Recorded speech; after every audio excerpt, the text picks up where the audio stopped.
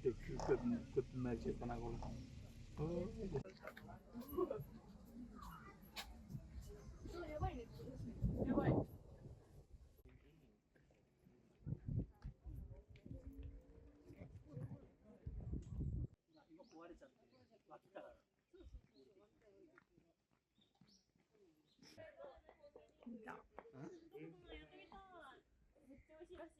Mount Takao, a sacred mountain long associated with spiritual practice. For centuries, pilgrims have climbed its paths to Yakuin Temple, where Buddhism and Shinto intertwine. Yakuin is haven of mountain asceticism, harmoniously blending some Shinto traditions into an otherwise Buddhist establishment. What impressed me most was the gigantic statues of the Tengu, mythical beings with wings and long noses, guardians and tricksters, symbols of discipline and spiritual power, acting as the messengers of deities and Buddhas.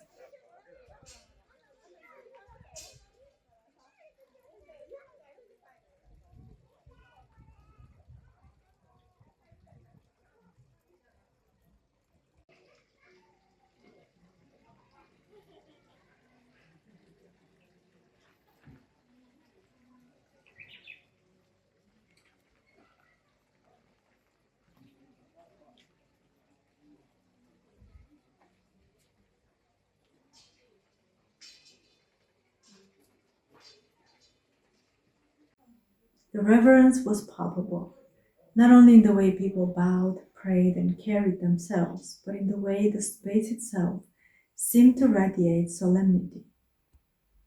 As an Orthodox Christian, I am deeply drawn to angels and the invisible subtle realms. I believe there are other dimensions where beings of higher and lower vibrations exist. To stand here, in front of these statues, was to feel that recognition in another culture, observing the Shinto approach to deities, the universe, and the influence of Buddhism over time broadened my perspective. It expanded my awareness of the variety of souls inhabiting this planet and the many ways we were given to connect to God.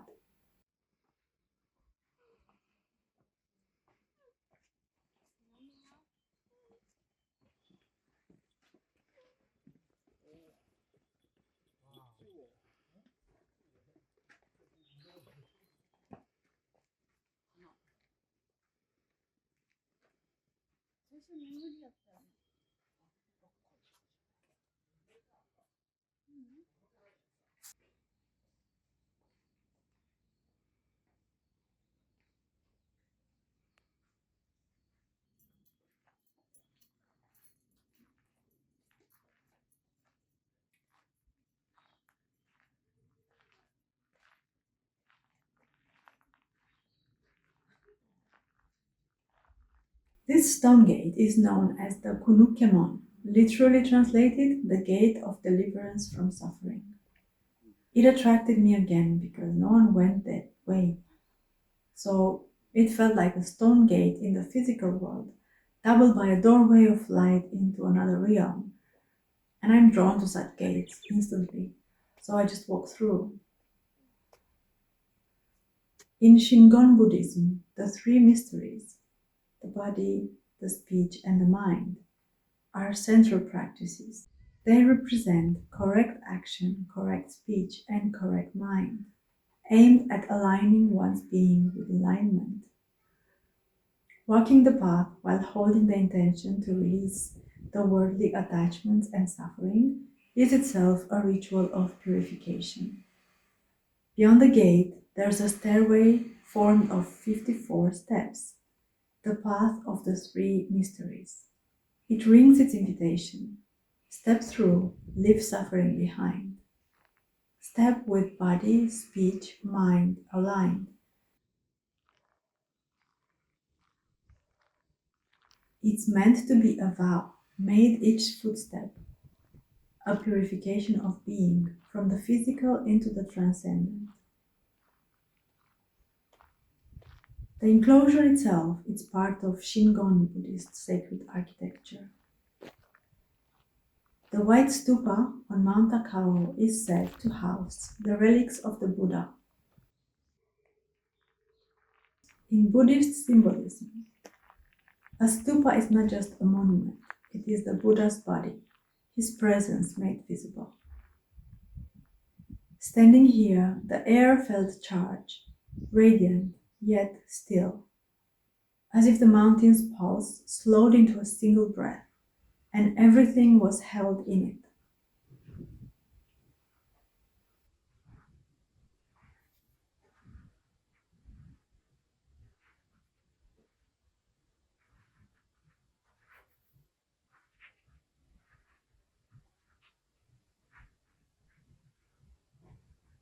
For me, it was more than the beautiful story with the Thai king who was impressed by the Japanese Boy Scouts. I felt fulfilled from simply being here. The stillness, the purity, the sense that prayers are already answered before they are spoken. And also, I couldn't help but smile at the association I made.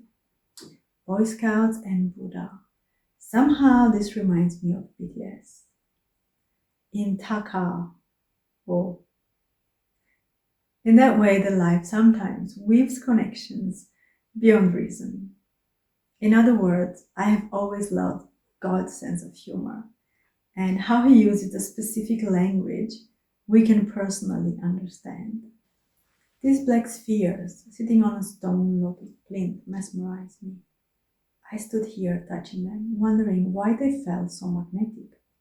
Later, preparing for this video, I searched for their meaning and found out they are about Rokon Shoujo, purification of the 6 roots: eyes, ears, nose, tongue, body, and mind. I couldn't help but hear in this the same calling I know from my own faith, Christ's words in the Sermon on the Mount.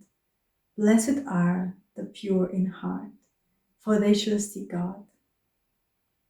Purity of sight, purity of thought, purity of heart. These are not different teachings, but the same longing expressed in another language. What if we applied this 6th sense purification to our daily media diet? What would change if we asked, does what I'm watching, listening to, consuming actually nourish my spirit? Or is it cluttering the very channels through which I could perceive the sacred?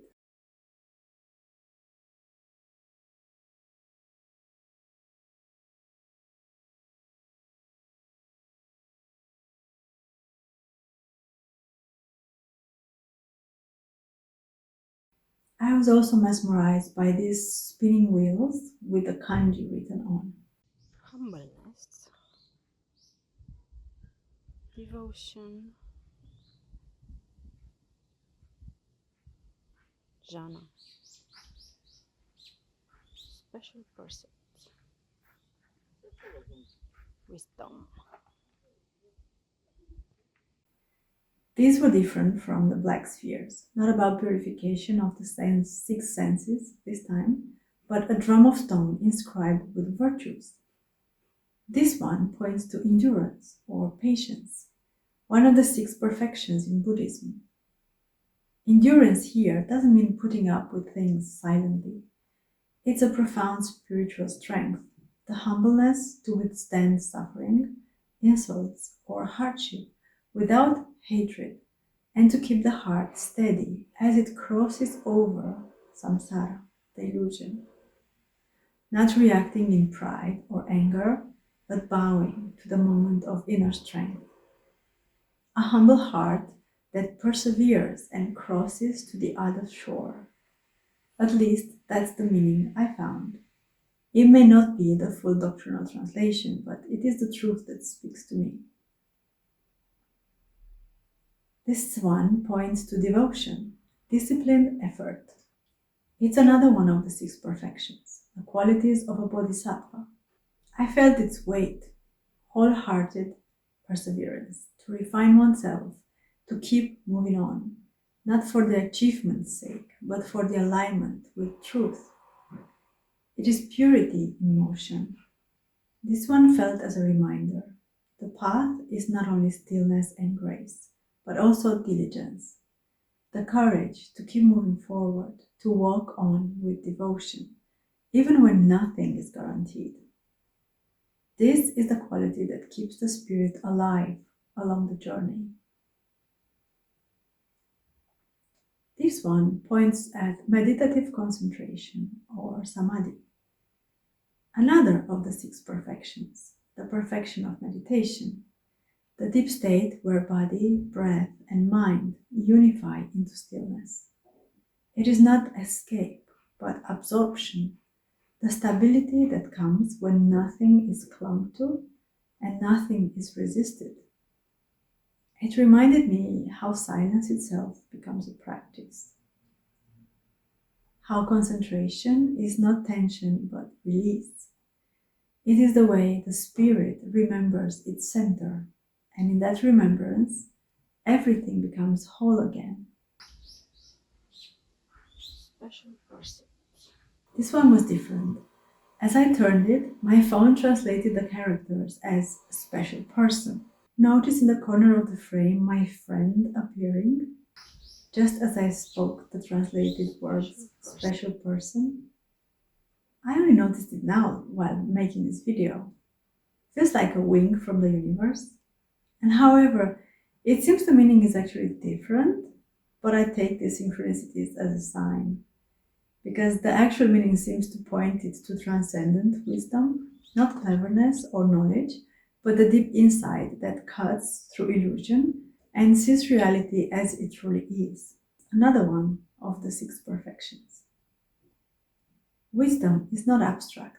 It shows its face in the people we meet, in the everyday, in synchronicities, in the living presence of those who cross our path, in the way we look at our surrounding reality.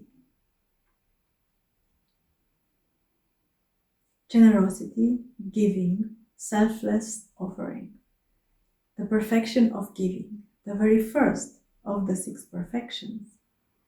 It's not only about the act of charity, but about the spirit of offering yourself, your time, your presence, your heart, offering kindness, protection, teachings, with an open heart, without clinging, without expecting anything in return. It is the reminder that the path doesn't begin with what you take in, but with what you give out. Generosity as a way of clearing space, breaking attachment, and allowing the flow of life to move freely through you.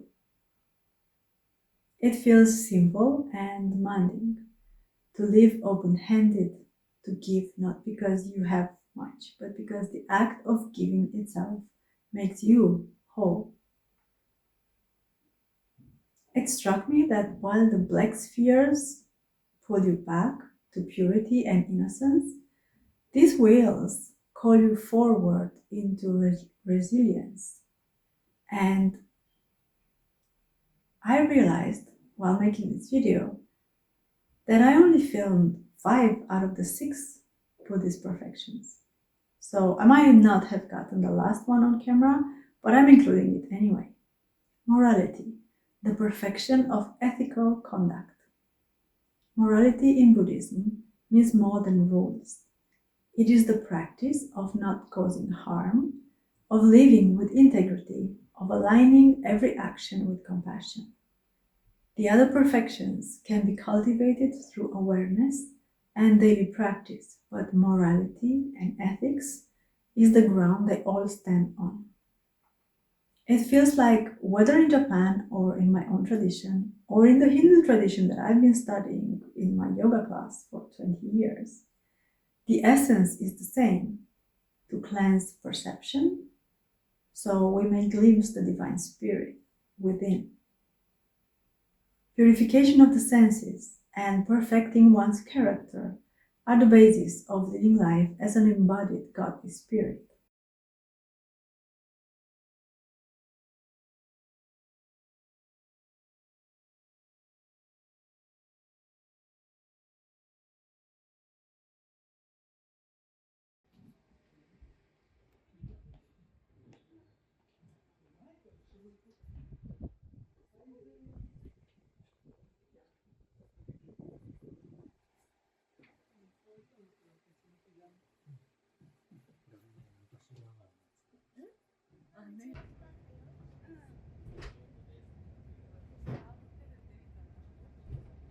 On our way back, we completed that illuminating day with a steaming ball of dawn, anchoring me back into my body.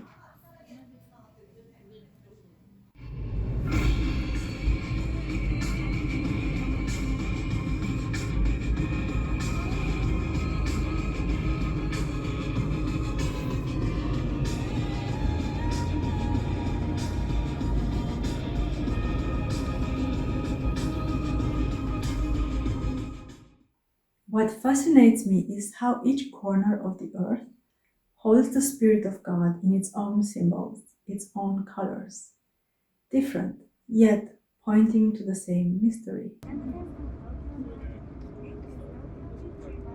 Tokyo showed me the miracle of flow, how one of the largest cities on earth could feel so calm, so alive with order and care.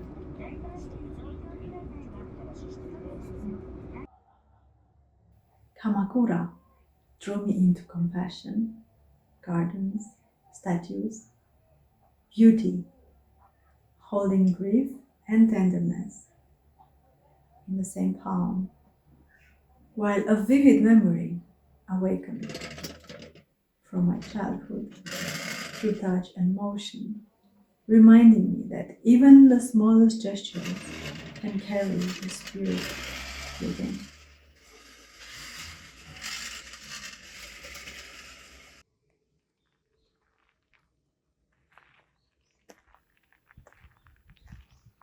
Takao opened the gate to spirit, where purification and the path of virtue reveal themselves. And yet, Japan is so much more. Its core value radiates in the mountains and hidden sanctuaries nearby Kyoto. Places where the invisible field is still alive, waiting.